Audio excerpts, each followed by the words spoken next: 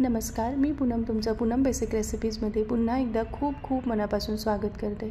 आज आपण अस्सल खानदेशी पद्धतीने कळण्याची गरमागरम भाकरी आणि त्यासोबत झणझणीत असं खानदेशी पद्धतीने वांग्याचं भरीत बनवलेलं आहे।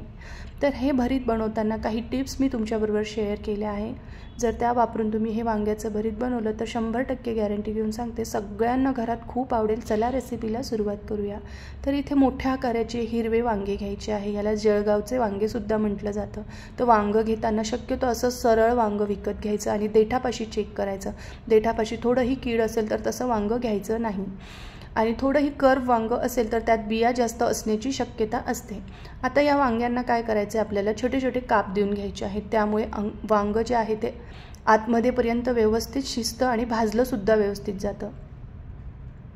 त्याचबरोबर वांग लवकर भाजलं जावं त्यासाठी आपण याला थोडंसं तेल लावून घ्यायचं आहे, म्हणजे वांग पटकन भाजलं जातं।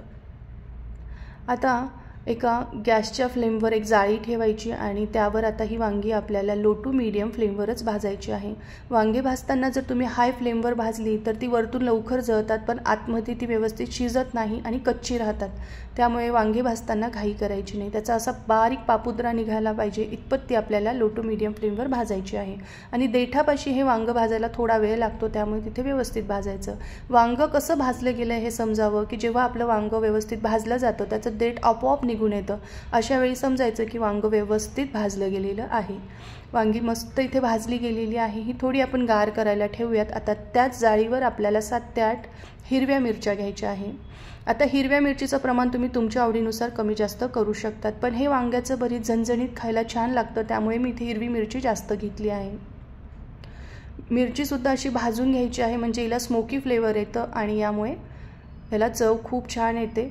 आता आपण ठेचा बनवणार आहोत, त्यासाठी मी इथे खलबत्त्यामध्ये या मिरच्या अशा कट करून घेतल्या आहे। यामध्ये 10 ते 12 लसणीच्या पाकळ्या टाकायच्या आहे।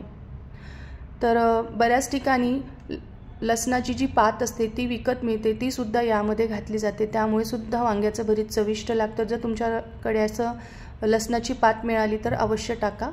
हे बघा, इथे आपला ठेचा रेडी झाला आहे। आता आपण वांग्याचं जे साल आहे ते काढूयात। तुम्ही बघू शकता अगदी बारीक पापुद्रा निघतोय, म्हणजे आपलं वांग्याचं हे जे काही वांग आहे ते व्यवस्थित भाजलं गेलेलं आहे। आता याची साल काढून घ्यायची आहे। साल काढताना जर खूप जास्त व्यवस्थित निघत नसेल किंवा हाताला चिटकत असेल तर थोडा हात आपला ओला करायचा पाण्याने आणि मग साल काढून घ्यायचा आहे आणि याला पोटॅटो मॅशरने मॅश करायचं आहे। खानदेशामध्ये बडगी म्हणून एक प्रकार मिळतो भांड्याचा, जो लाकडी असतो, त्यामध्ये हे ठेचलं जातं। छान मऊसूत आपलं हे वांग शिजलेलं आहे। आता कढईमध्ये 4 चमचे तेल घ्यायचं आहे। तर वांग्याचं भरीत म्हटलं की तेलाचं प्रमाण हे थोडं जास्तच घ्यायचं। यामध्ये आपल्याला 1 छोटा चमचा भरून मोहरी, 1 छोटा चमचा भरून जिरं टाकायचं आहे आणि पाव चमचा हिंग टाकायचं आहे। जिरं मोहरी चांगलं फुललं की यामध्ये आपल्याला 2 मोठे चमचे शेंगदाणे टाकायचे आहे। आता बघा, महत्त्वाची टीप म्हणजे हे शेंगदाणे अगदी खरपूस होईपर्यंत आपल्याला परतवून घ्यायचे आहे। गॅसची फ्लेम लो टू मीडियमच ठेवायची आहे। शेंगदाणे थोडेसे फुटल्यासारखे दिसले की यामध्ये 2 मोठे चमचे आपल्याला सुक्या खोबऱ्याचे काप टाकायचे आहे। सुकं खोबरं लवकर लाल रंगावर तयार होतं, त्यामुळे गॅसची फ्लेम लोच ठेवायची आहे, नाही तर खोबरं जळू शकतं। आता काही कढीपत्त्याची पानं टाकायची। खमंग असे हे पदार्थ भाजले गेले की यामध्ये आपल्याला तयार करून घेतलेला हिरव्या मिरचीचा ठेचा टाकायचा आहे। ठेचा सुद्धा आपल्याला चांगला परतवून घ्यायचा आहे, कच्चापणा जास्तोपर्यंत। ठेचा छान परतवला गेला की यामध्ये मी कांद्याच्या पातीचे जे छोटे कांदे असतात ते बारीक कट करून टाकलेले आहे, त्यामुळे या वांग्याच्या भरताला चव खूप छान येते। हे सुद्धा छान परतवले गेलेले आहे। यामध्ये अगदी थोडीशी पाव चमच्यापेक्षाही कमी हळद मी टाकलेली आहे। तर शक्यतो बऱ्याच ठिकाणी हळद टाकली जात नाही, पण मी थोडीशी हळद यामध्ये टाकलेली आहे।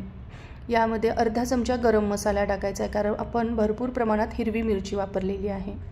याला छान परतवून घ्यायचं आहे। हे सर्व मसाले परतवले गेले की जो आपण वांग ठेचून घेतलं आहे किंवा मॅश करून घेतलं आहे ते यामध्ये टाकायचं आहे। खानदेशामध्ये बऱ्याच लग्नांमध्ये सुद्धा अशा प्रकारचं वांग्याचं भरीत केलं जातं, त्यामध्ये तर ड्रायफ्रूटसुद्धा काही ठिकाणी टाकतात। यामध्ये 3 मोठे चमचे भाजलेल्या शेंगदाण्याचा कूट, अर्धी वाटी इतका आपल्याला कांद्याची पात आणि चवीनुसार मीठ टाकून चांगलं परतवून घ्यायचं आहे। तर खानदेशामध्ये कळण्याची भाकरी किंवा कळण्याच्या पुरीसोबत हे वांग्याचं भरीत सर्व केलं जातं. यातले जे शेंगदाणे आहे जर ते व्यवस्थित तळले गेले तर ते दाताखाली येतात आणि जेवताना खूप छान लागतात भाकरीसोबत खायला.